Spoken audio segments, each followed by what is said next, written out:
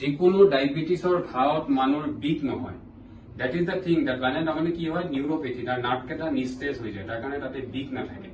যিকোনো ডায়াবেটিছৰ ভৰিত ঘাঁটো সদায় খুব সিৰিয়াছলি হিচাপে ল'ব লাগে আৰু সৰু বস্তুৰ পৰা ডাঙৰ বস্তু হৈ যায়। পেচেণ্ট মুখটো দেখাতকে ভৰিটো ৰাতিপুৱা দুপৰীয়া আবেলি তিনিবাৰকে চেক কৰিব লাগে। বিশেষকৈ মই doctor Debashish Pal, chairman of Pragjyotish diabetes and food care, Bhangagarh, Guwahati, Assam. আপোনালোকে যে ভিডিঅ' চামাৰি এটা চাইছে, সেই ভিডিঅ' চামাৰিৰ ফুল ভিডিঅ' মই আপলোড কৰিছোঁ regarding diabetic food and gangrene. তো সেইটোৰ বিষয়ে যদি আপোনালোকে কিবা ইনফৰ্মেশ্যন পাইছে অভিয়াছলি ভিডিঅ'খিনি চাওক। আশা কৰি আপোনালোকৰ বহুত ইনফৰ্মেশ্যন, কিয় আপোনালোকৰ ঘৰত জেনেৰেলি ডায়েবেটিক পেচেণ্ট ধেৰ আছে, ভৰিৰ যত্ন কেনেকুৱা ল'ব লাগে, যে ফুড কেয়াৰ এটা বস্তু আছে, সেই বস্তুখিনি আপোনালোকে ইয়াৰ পৰা গম পাব। মই আজি দেখাবলৈ গৈ আছোঁ এজন ডায়েবেটিক পেচেণ্ট। তেওঁ আজি আপোনাৰ কিমান বছৰৰ ডায়েবেটিছ? 8-10 বছৰৰ ডায়েবেটিছ। তেওঁ নিশ্চয় ইনচুলিন লৈ আছে, দিনত 4 টাইমকে বেচেল বলা যিটো আমি কওঁ।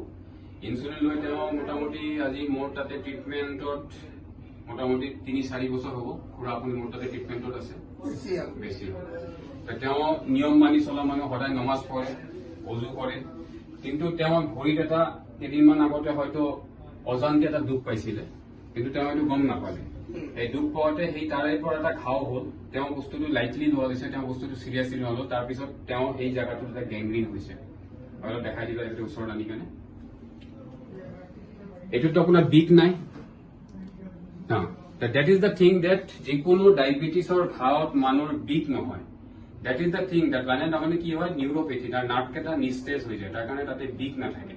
তো সেইটো ইজ দ্য মেইন ফেক্টৰ্ছ যে মানুহৰ ঘাঁটো ডাঙৰ হৈ কেনে তেতিয়া গেংগ্ৰিন টাইপ হৈ যায়, মানে এই মাংসপেশীখিনি গোটেই মৰি যায়। সেইটো নিস্তেজ হৈ যায়, আল্টিমেটলি কি হয় সেইটো মানুহ গাৰ পৰা কাটি পেলাই দিব লগা হয়। তো এইটো ইনফৰ্মেশ্যন আমি এটাই দিব বিচাৰিছো, এইটো আপোনাকো কৈছো কথাটো। ৰিজনটো হ'ল কি যিকোনো ডায়েবেটিছৰ ভৰিত ঘাঁটো সদায় খুব সিৰিয়াছলি হিচাপে ল'ব লাগে আৰু সৰু বস্তুৰ পৰা ডাঙৰ বস্তু হৈ যায়। তাৰ কাৰণে এনি বস্তু সৰু যদি কাট মেলা থাকে সেইটো সদায় ডক্টৰৰ লগত পৰামৰ্শ কৰিব লাগে। আৰু ডায়েবেটিছৰ পেচেণ্ট মুখটো দেখাতকে ভৰিটো ৰাতিপুৱা দুপৰীয়া আবেলি তিনিবাৰকে চেক কৰিব লাগে। বিশেষকৈ আঙুলিৰ মাজৰখিনি, কিয় আপোনাৰ আঙুলিটো লগ লাগি যায়, পানী জমা হৈ থাকে, ফাংগিল ইনফেকশ্যন হৈ এইবিলাক ঘাও হয়। তো এইবিলাক সদায় এটা সৰু সৰু বস্তু, এইবিলাক আশা কৰোঁ আপোনালোকৰ এই ভিডিঅ'খিনি চাই বহুত ইনফৰ্মেশ্যন পাইছে। যদি আপোনালোকে এই ভিডিঅ' শ্বেয়াৰ বা লাইক কৰে অভিয়াছলি মই নেক্সট ভিডিঅ' বনোৱাৰ কাৰণে মটিভেশ্যন পাম। Thank U.